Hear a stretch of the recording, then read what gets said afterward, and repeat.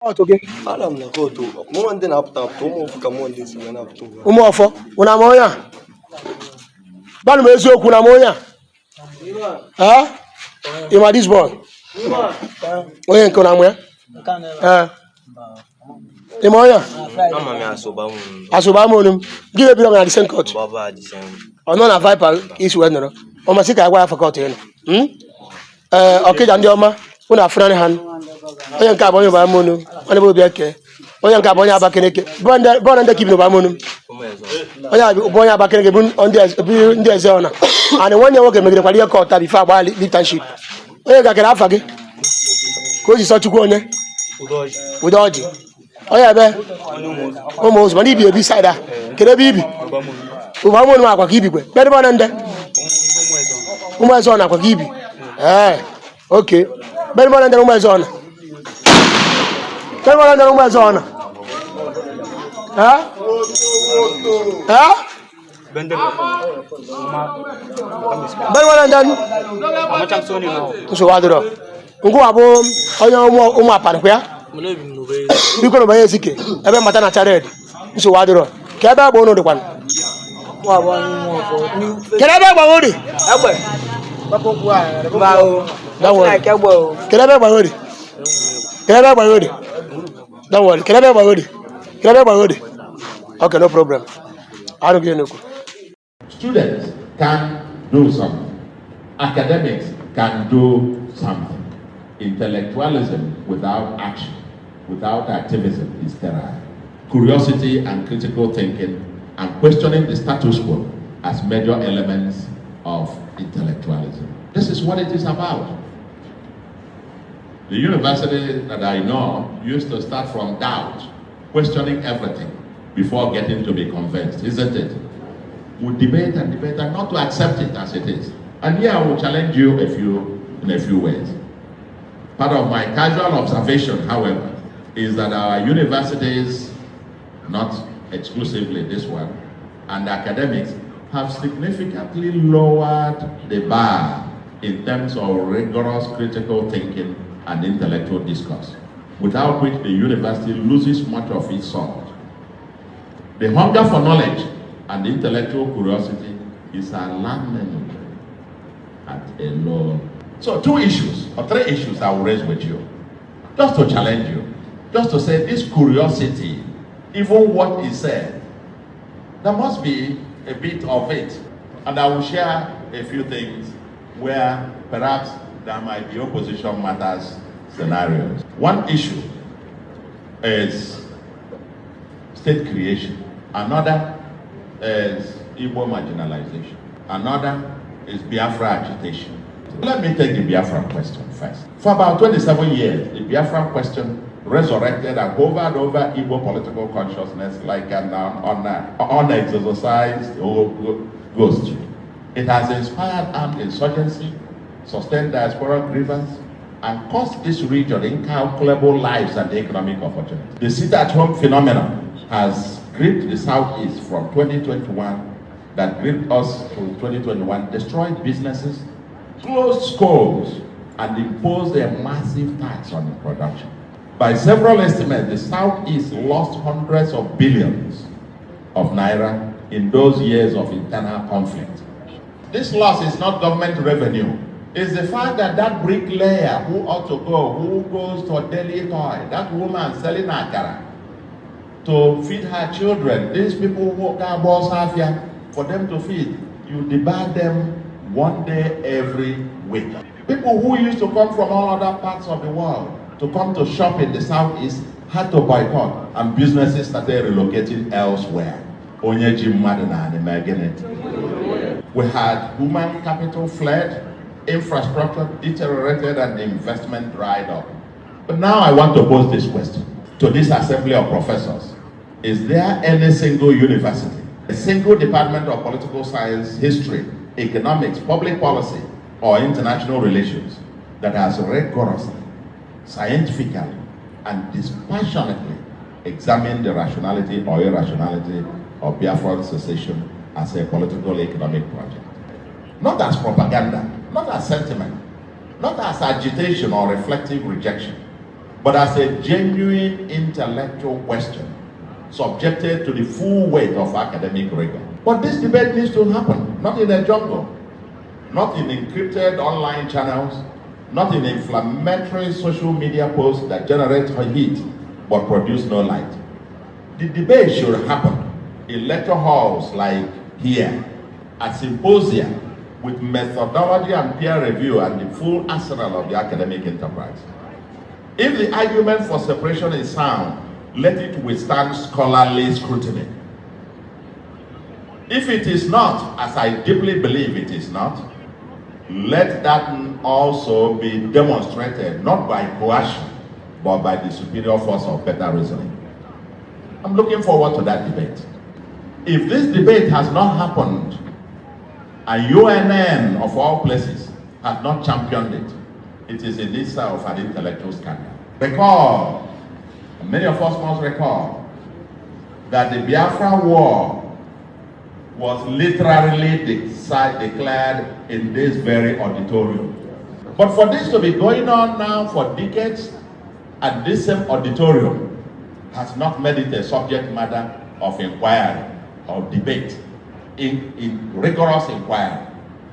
It's a little bit scandalous. It is a scandal for which the professoriate must answer. When serious scholars vacate the space, it is not left empty. It is occupied by propagandists, by conspiracy voices, and by shallow populism. And propagandists, as history teaches us repeatedly, are very good at filling vacuum. Let me be direct. You cannot be pretending to discuss the future of Igbo in Nigeria or mainstreaming their position in a federal Nigeria without clarity on where you stand vis-a-vis separatist Biafra agitation. You can't have both. You can't have your two legs, one hand. You are here, you are here. No, you will not move. I have stated my position too many times. I am a pan-Nigerian, pan-Africanist, and believe that Igbos are best served in a united and fairer Nigeria. That's my own belief, and I am prepared to engage when that debate comes up for us to argue. Let both sides present the argument. But the intellectuals must lead the way. Can't shy away. The Monday sit at home, you hide under the bed.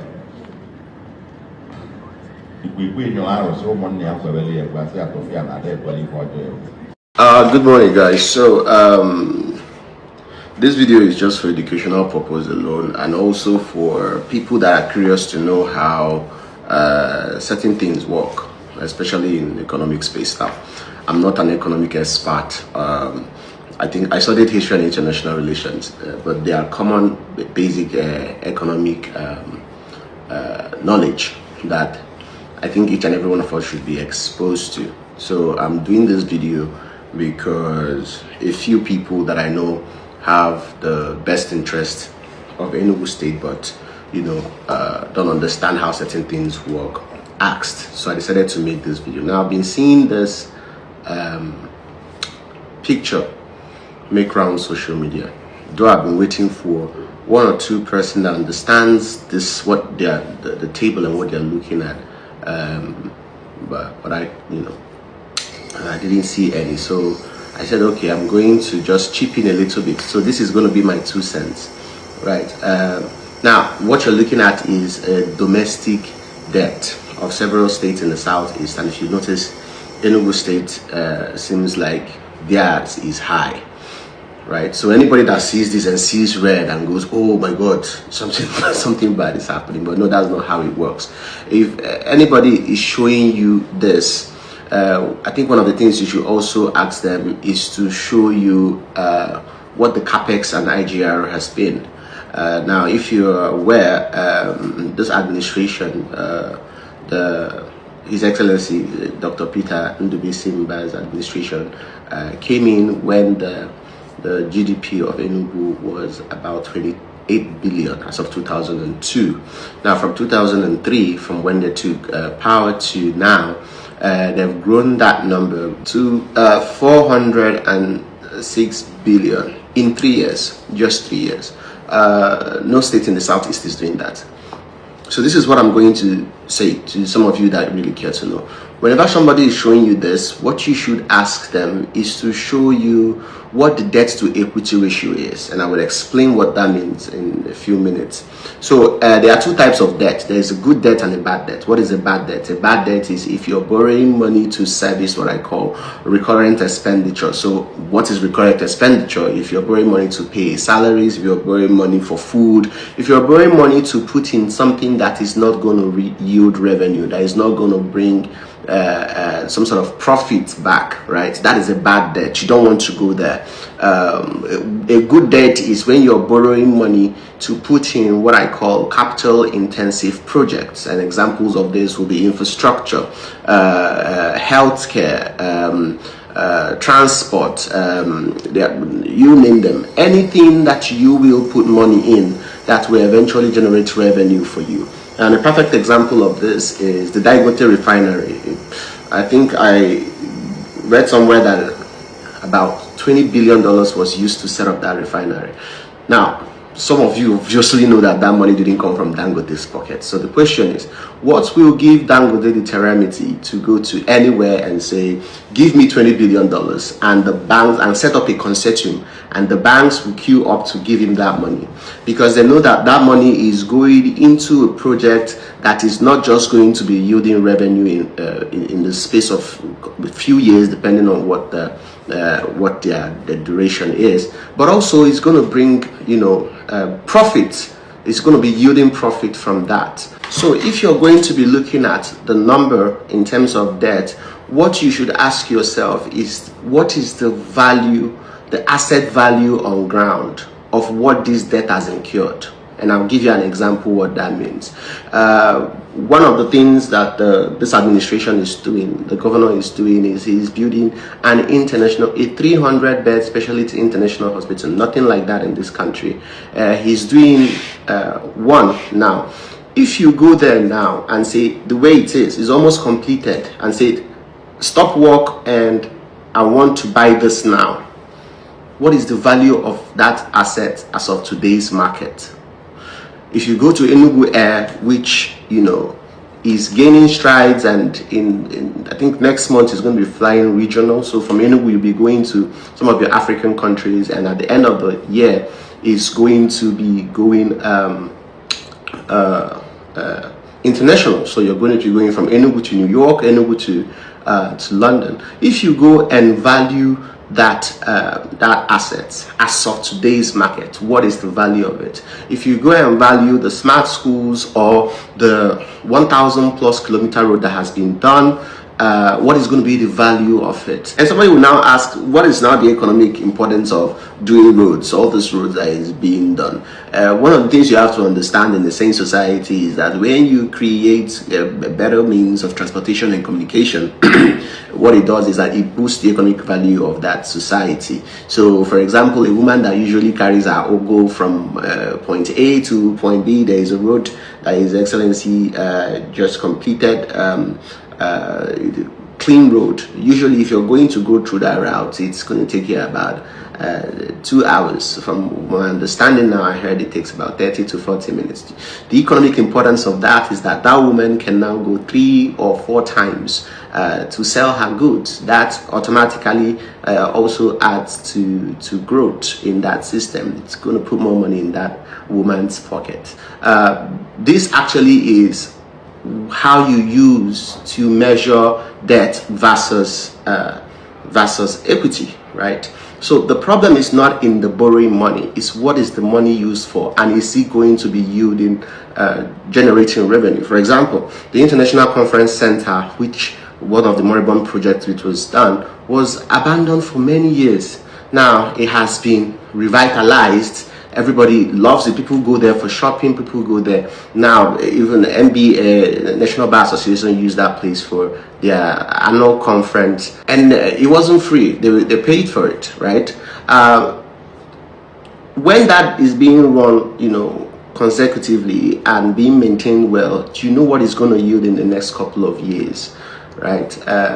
So that is money that is bringing in, debt that is bringing in revenue back. Now somebody might argue, yeah, but you know, money comes, there's a federal allocation, right? Why do you have to use borrow to get federal allocation? Now, I think Enugu gets a single digit figure when it comes to federal allocation, which goes a long way, of course, as of what he used to be. But if you check the projects on ground and you compare that with what comes into the state, it's nowhere near at all. You know, so I think it's important that we have this information and know how systems and structures work, because there is also something called the office of the citizen.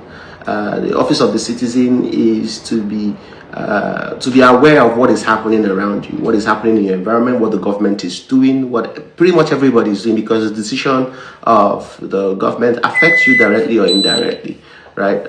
So I decided to make this video and, you know, give some of you a little information of how these things work. So whenever someone shows you this, ask them about this. And I stand here to say that there is no state in the southeast that is doing the numbers that Enugu State government is doing. And I stand to be corrected. I stand to be fact-checked. You know, we learn every day. If there's anything you feel that is incorrect in this video, please bring it to my attention, and you know, I would like to learn as well. But let's also bear in mind that this whole thing is happening in 3 years. Thank you so much, guys, and have a beautiful week. Bye.